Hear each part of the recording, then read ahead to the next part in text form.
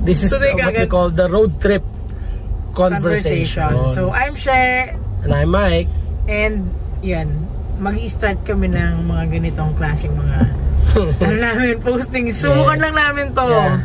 At kayo, huwag kayong mainis sa akin na meron akong ang tawag dito ay sprints. Yeah. Ayan. This is what we call, what do you call this? Good topic conversation. Yeah. Positive lang. So, first of all, we need to parang introduce ourselves. Yeah. So, ano na-introduce na eh? Hindi pa natin na-introduce masyado yung sarili natin. Kasi, sino ba tayo para mag-usap at para pakinggan nila? Actually, hindi namin kayo mapipigilan kung ayaw nyo kaming pakinggan. So, yeah. Pero thank you for, listening to us. And sana, mabigyan natin ng linaw yung mga conversations na gusto natin pag-usapan. Yeah. So anyways, he's into design, web designing, and systems design. Systems design. In one of the big insurance companies. Yeah. And ako naman, I'm a former marketing for the entertainment. I've been with the entertainment business for quite some time, like 14 years. 15 years handling mga artists, and my recent item was, of course, fundraising officer and ko sa ABS-CBN Foundation. So there. Okay. So we've been married for turning 18. Yes. No, turning 19. 19 na kami. 19 this December. 19 years. Yeah. So, okay. So, yan. So yung topic na pinag-uusapan namin. Actually, nabuulan to sa isip kasi parang naano namin, lalo na ngayon mga single or the youth, when dealing with love life, diba? Or having a significant other, diba? They always tend to say, pag nahanap na nila yung the one, sasabihin nila, or yung current nila, you complete me, you make me whole. Tama? Kasi, nung magkakilala, magka-office mate kami, no? So, I wasn't successful in my 7-year relationship, and he wasn't successful in his 4-year relationship. Yes. Pero, it's not really like hindi kami naniniwala sa saying na you complete me. Oh, actually, for a time being sumikat yan eh. Na kasi dahil sa movie na, well, I think hindi pa na pa to ng mga kabataan yun. Pero baka nasa Netflix pa, di ba? Jerry Maguire, or you could have it on tignan nyo sa streaming kung movie of Tom Cruise about a sports agent siya. So, yun yung sinabi niya. I mean, very iconic words. You complete me. Oo. Pero, in hindsight, hindi dapat pala ganon. Tama, Mami? Tama. Kasi, pag sinabi mo kasing you complete me, so hindi ka kompleto na papasok sa relationship. Tapos may hinahanap ka na magko-complete sa'yo. Exactly. So, parang, di ba, lagi mahilig tayo sa mga ganong heart. Yan, binubuo yung heart. Binubuo yung heart. Pero mali pala yun kasi dapat pala punuin mo muna yung sarili mo. Kumpletuhin mo muna yung sarili mo. Complete ka na bago mo mahanap yung isa pang tao or your significant other na complete din. You see why I would say based on mga nakausap ko, na experience ko rin on having relationships. Marami ka na bang na-experience? Hindi naman. Yung mga friends ko dati na tinutugunan ko pagka may problema on their love life, 'di ba? Ang nila, yun yung nagiging kasi parehas silang hindi kompleto. So they find refuge sa isa. Kasi complete tayo pag tayong dalawa. No, dapat sa sarili mo, ikaw, alam mo, repaired ka na kung man may pinagdaanan ko, may excess baggage ka man. Dapat na-heal mo na yung sarili mo before finding, kasi it will bridge that. Kumbaga, mahahawa at mahahawa pa rin yung relationship kapag may dinadala ka or may baggage kang dala.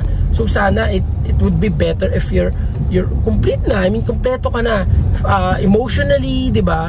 I mean, it might not be financially. Yes, hindi yun. That's not that's out of the question, pagiging financially able. It's a matter of, kasi relationship pa lang to, it's not about getting married, 'di ba? Or so. Pero ang point is, if they are stable enough mentally to hold that relationship, kung kapag kompleto na sila parehas, kumbaga, 'di ba, lagi sa atin dapat sa atin medyo nagiging idealistic tayo eh.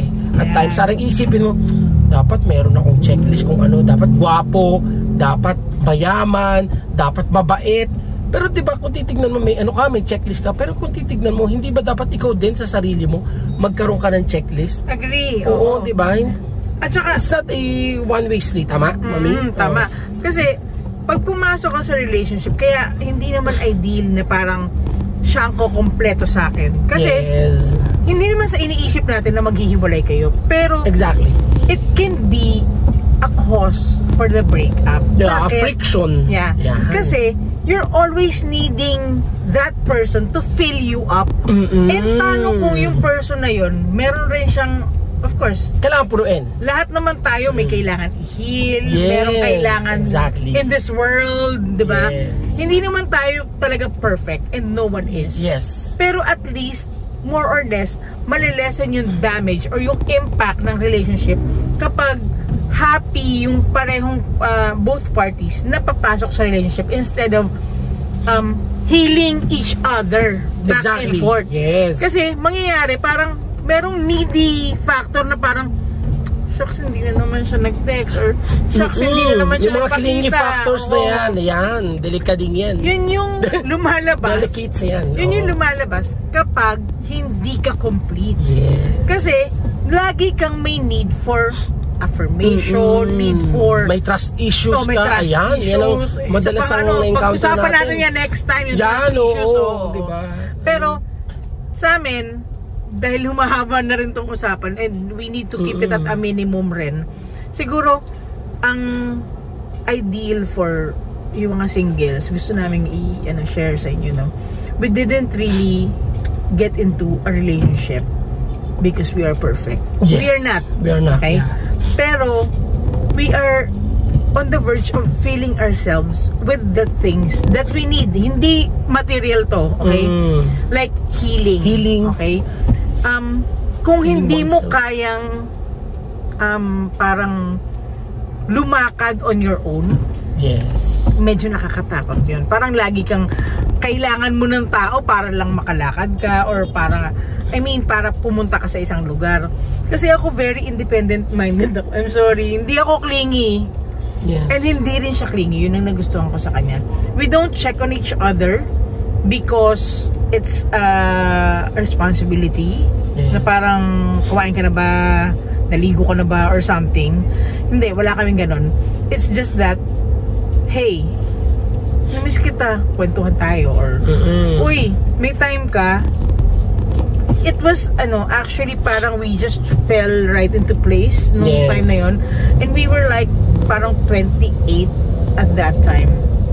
There's not a perfect age and number for falling in love or getting into a relationship, pero the feeling should be like, okay naman ako, hindi ko naman talaga kailangan ng relationship, pero namimiss ko siya eh.